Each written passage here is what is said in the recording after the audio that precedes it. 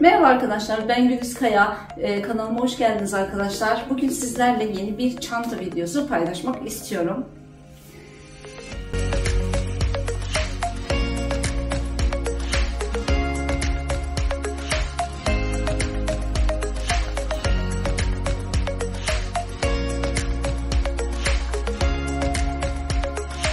Evet arkadaşlar, son zamanlarda yaptığım çantalardan size bahsetme fırsatı bulamamıştım. Bugün onları sizlerle paylaşmak istiyorum. Son yaptığım çantalardan bahsedeceğim yeni modeller sizinle paylaşacağım bir video olacak bugünkü videomuz. Arkadaşlar, son yaptığım videoya gösterdiğiniz ilgi için de çok teşekkür ederim. Bol bol soru aldım. Gerçekten bu beni çok mutlu etti. Yapmayı deneyenler olmuş. Bu da beni çok ayrıca mutlu etti. Sorularınızı biriktirdim. Bazılarına cevap verdim. Bazılarını da tekrar yeni bir çanta yapım videosunda cevaplamak üzere beklettim arkadaşlar. Bunun için size söz verdim. Bundan sonraki ilk videomda bununla alakalı olacak. Evet arkadaşlar, ilk çantam şu şekilde. Gördüğünüz gibi zincirden, çift zincirli yaptığım bir çanta. Şuralarına halkalar yerleştirdim. Şu şekilde bir çanta. Cam kristal boncuk kullandım bu çantada arkadaşlar. Yine 4 mm çapında bir boncuk bu boncuklar.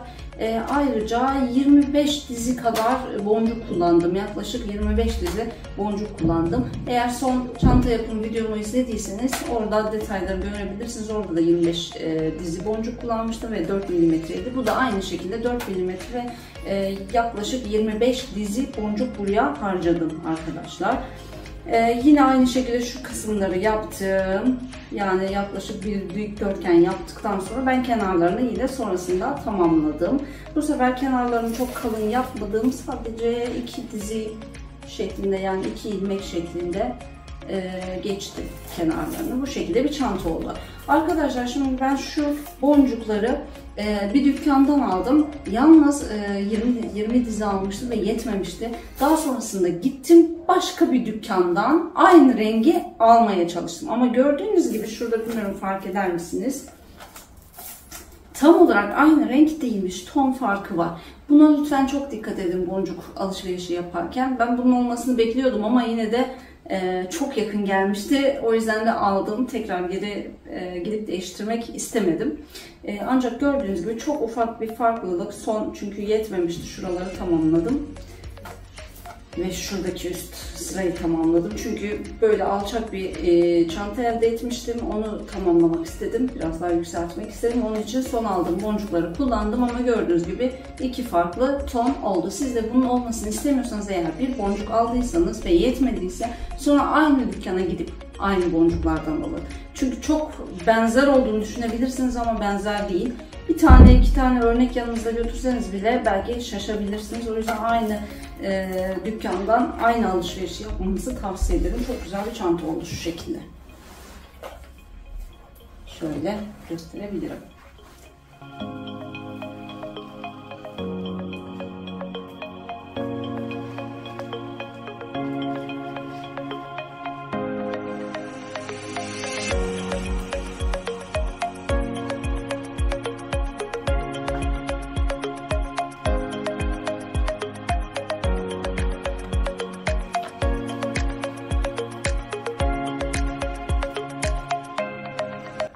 Çantamın da genişliği 22, yine yüksekliği de 15 santim. Yüksekliği de 15 santim bir çanta. Bu da gerçekten çok güzel bir çanta. Böyle bir çanta. Bu sene arkadaşlar kot çantalar çok moda. Ben de buna binaen şöyle bir çanta yaptım arkadaşlar. Ve bunu neden yaptım arkadaşlar? Bunu abimin eskimiş bir kotundan yaptım. Gördüğünüz gibi, hatta ön cebini kopardım. Direkt kopardım ve şurasına monte ettim. Aynı şekilde dikişler üzerinden geçerek buraya dikmeye çalıştım. Gördüğünüz gibi bir cebimiz var burada. Sonra etiketini kopardım. Etiketini de aynı şekilde buraya diktim. Ve bu da başka bir kottan kalma etiketti. Yine etiketini dikkatlice söküp, dikişlerinden söküp sonra buraya taktım. Şöyle bir örnek çantam oldu arkadaşlar. Bu da çok tatlı oldu aslında.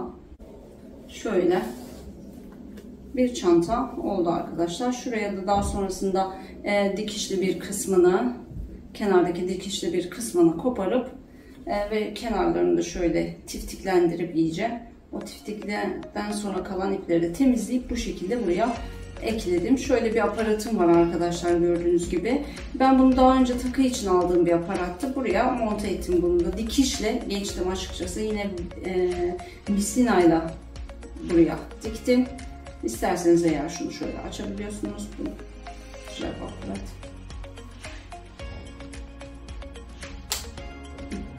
Şu şekilde açıp bunu çıkarabiliyorsunuz arkadaşlar. Sonra tekrar takabiliyorsunuz. Böyle taşlı bir aparat olduğu için de çok şık, çok güzel duruyor yine aynı şekilde arkadaşlar. Böyle isterseniz evde istediğiniz gibi kullanabilirsiniz şöyle. Bence çok orijinal bir model. Ben çok beğendim gerçekten. Zaten dikili bir kot olduğu için çok fazla dikiş de gerektirmedi. Dikişlerini içeride bıraktım arkadaşlar. Şöyle dikişler geçtim. Örneğin iki parçayı birbirine diktikten sonra şöyle bir dikişi oldu. Ama onları da ne kadar dikkatli yaparsanız. Ben el dikişi yaptım. Tabii makineniz varsa çok daha güzel yapabilirsiniz. Şuradan dikiş geçtim. İç astarını birbirine diktim. O kadar. Bir de şuradaki dikişleri ben geçtim. Makineniz varsa yine dediğim gibi makineyle geçebilirsiniz. Daha da güzel olacaktır. Ben de makine yoktu. Halama da daha götürmedim. Şu dikişini açıp kendim elimle diktiğim dikişi açıp ona tekrar yaptırmayı düşünüyorum ama şimdilik kendi dikişimle duruyor açıkçası. Dışarıda tek benim elle yaptığım dikiş şu arkadaşlar. Bir de şuradaki dikişler. Şu etiketleri üzerindeki dikişler. İpini, rengini doğru düzgün seçtikten sonra dikkatli bir şekilde, zaten kendi delikleri var. O deliklerden geçirerek diktim. Hiçbir sıkıntı yok şu şekilde ve içi. Makine dikişinden çok da farklı değil. Başka herhangi bir yerde kendi dikişim yok. Direkt makina, kottan kalan dikişler. Şurası direkt kotun parçası zaten. Şurası aynı şekilde. Herhangi benim ekstra yaptığım bir dikiş yok. Şöyle. Evet, böyle bir kot çantası yaptım. Ben bunu kendim gerçekten kullanıyorum. Çünkü bence orijinal bir model oldu. Hiçbir yerde bulamayacağım bir model oldu. Şu an zaten çok moda kot çantalar. Böyle kot çantalar kendinize yapabilirsiniz arkadaşlar. Arkadaşlar kot çantamda 22 santime 16 santim olarak değerlendirmişim arkadaşlar. Bu tamamen size kalmış bir şey. Görüntüsünü gözünüzde canlandırarak dikebilirsiniz arkadaşlar. Şimdi arkadaşlar kot çanta için size biraz ipucu veya biraz fikir vermek istiyorum. Tam olarak bunun nasıl yapıldığını anlatmam zor ama çünkü ilk yaptığım bir çanta bu. Hani bu daha önce aklımda olan bir çanta değildi. Belli bir plana göre gitmediğim için de size anlatmam zor olur. Ama biraz ipucu vermek adına göstermeye çalışayım bir şeyler. Şimdi öncelikle eski kodlarınızın her birini değerlendirip farklı modeller elde edebilirsiniz. Hatta içine kalıp gerektiren model çantalar da yapabilirsiniz. Bu kalıpları da tuhafiyelerde bulabilirsiniz arkadaşlar. Plastik kalıpları oluyor bunların. O şekilde değerlendirebilirsiniz. Ben şu çantayı nasıl yaptım? Örnek vereyim. Bu benim kendi kotum, bir tane kotum. Ama ben abimin kotunu kullanmıştım. Ve nasıl yaptım biliyor musunuz arkadaşlar? Şu parçayı kullandım. Paçanın şu parçasını diğer kullandım. Şu çizgilerin bu şekilde denk gelmesi çok önemliydi. Şu çizgiler böyle kapandığı zaman biri bu tarafta biri bu tarafta durmasını istiyordum. Bunu ayarlamam biraz zor oldu. O yüzden bir paçadan şu kısmını kopardım. Bir paçayı da şu kısmını kullandım. Okey. Yani şu kısmına yapıştırdım. Böylece çizgileri bir tanesini biraz burada, bir tanesini biraz ileride kullanabilme imkanım oldu. Gösterecek olursam şurası, yani şu parça neredeyse şurası gibi bir şey. Okey. Ve ön parçayı da diğer parçadan aynı şekilde aldım. Tabii birbirine denk getirmeye çalıştım, dediğim gibi birbirine nasıl bu şekilde konumlandırabilirim onu düşünüp onu çözümledikten sonra da iki parçayı kenarlarından birbirine diktim. Tabii dikiş içeride kalıyor gördüğünüz gibi. Yani ters çevirin, tersinden daha iyi görürsünüz. İki parçayı direkt birbirine diktim. Daha sonrasında da şu köşelerden şöyle bir dikiş geçtim. Böylece o derinliği sağlayabildim. Okey, bu şekilde arkadaşlar. Buradan istediğiniz gibi tekrar teğer geçebilirsiniz. Mesela şurada biraz geçtim. Daha güzel durdu. Ama bildiğiniz gibi bütün çantalarda da zaten bunlar oluyor. Eğer isterseniz de bunu kapamak için astar ayrıca dikebilirsiniz. İçine astar diktiğiniz zaman dikişleri bir şekilde içeride bırakabiliyorsunuz. İşin o zaman bütün dikişler içeride görünmeyecek şekilde de olabilir. Ben bunda pek ihtiyaç duymadım. Bu arada mıknatıslı bir aparat şuraya takacağım. Daha takmadım.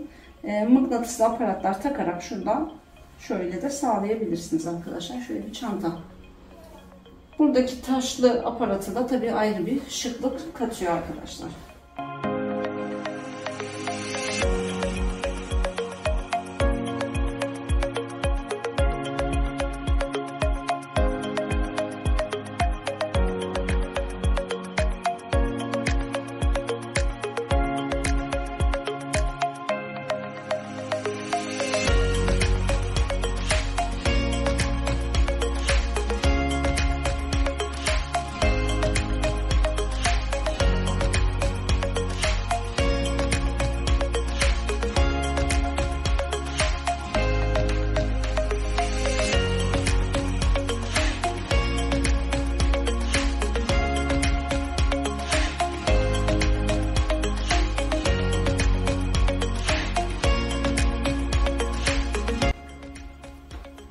Ben bayılarak kullanıyorum ve şu şekilde bir çantam var. Bu internette gördüğüm bir modeldi. İpini aldım ve yaptım arkadaşlar. Şöyle gösterelim.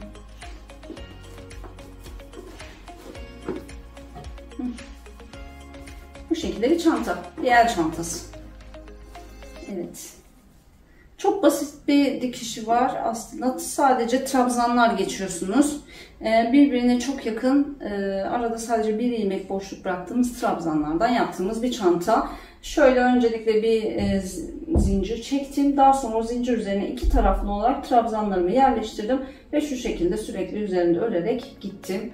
Daha önce gösterdiğim bir çanta modelim var. Böyle hasır çanta, kılaç çanta yapmıştım. Ona bakarak yapabilirsiniz arkadaşlar. Orada kapak kullanmıştım. Burada kapak kullanmadım. Daha sonrasında burada da sık iğne şeklinde ağzını geçtim arkadaşlar. Çok basit bir çanta. Modeli çok basit. Daha sonra şurada sırayı tamamladığımda geldiğim ve burada zincir çekip atladım. Burada tekrar trabzanlarıma devam ettim. Burada sonra tekrar zincir çekip atladım ve burada da trabzanlarımı bitirip üst parçaya geçtim. Ve üst parçada da sık iğne ile bütün son yüzeyi, ağız kısmını tamamladım arkadaşlar ve ipimi bitirdim, orada kapattım. Çok güzel bir yazlık çanta oldu. Ben çok beğendim. Gerçekten bu renk zaten çok sevdiğim bir renk. Böyle bol bol kullanabilirsiniz arkadaşlar. Boyu 25 santim ve genişliği 26 santim olarak ayarladım bu çantayı da arkadaşlar.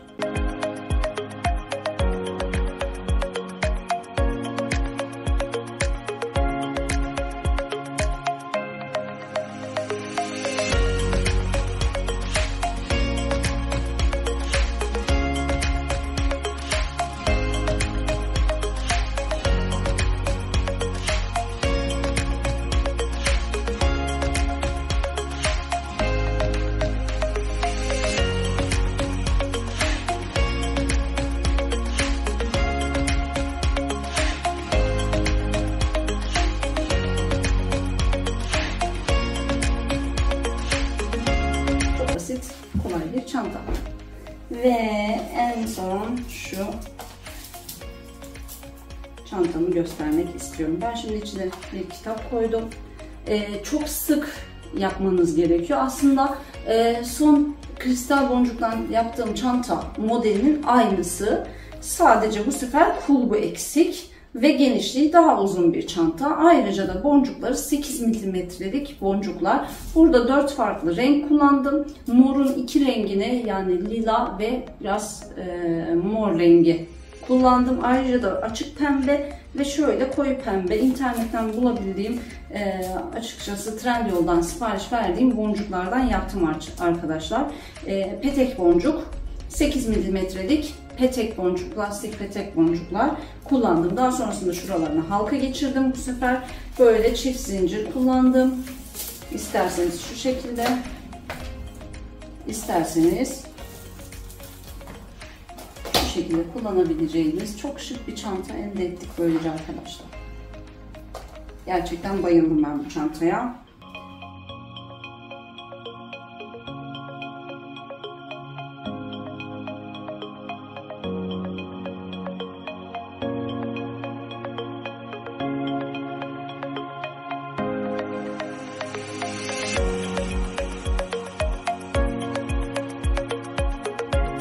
Dört renk kullandım. Gördüğünüz gibi herhangi bir düzenle yapmadım. Her bir ilmeğimde 4 rengi de kullandım. Her bir ilmeğimde 4 rengi de kullandım.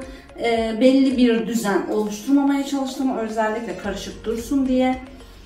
Bu şekilde bir çanta. Dediğim gibi son yaptığım kristal boncuktan çanta yapım videosunda izleyebilirsiniz. Aynı modeli, aynı şeyi yaptım. Sadece daha geniş yaptım arkadaşlar. Çantamın genişliği 26,5. Yüksekliği 15 ve 4 cm'lik de bir derinliği var arkadaşlar. Bu şekilde bir çanta yaptık.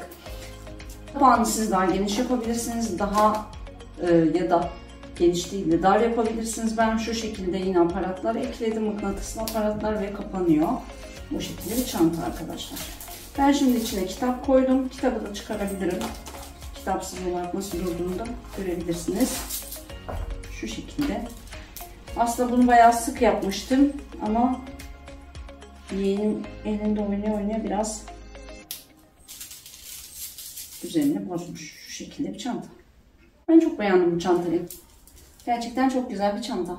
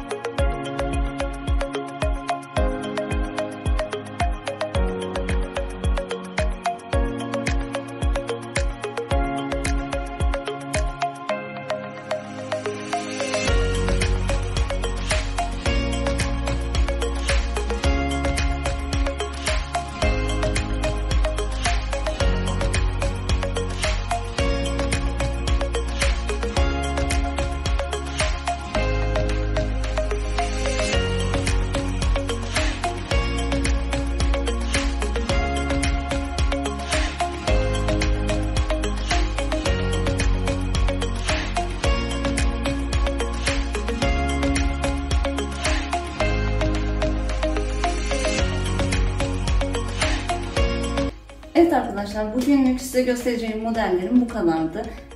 Bunlara dair eğer istediğiniz bir çanta yapım videosunu görmek istediğiniz bir çantamız varsa bunu da yazabilirsiniz yorumlara. Ona göre çekmeye çalışacağım arkadaşlar. Bugünlük videomuz bu kadardı. Umarım severek izlemişsinizdir, beğenerek izlemişsinizdir arkadaşlar. Eğer videomu beğendiyseniz beğenmeyi ve kanalıma abone olmayı lütfen unutmayın. Yorumlarda görüşmek dileğiyle. Hoşça kalın.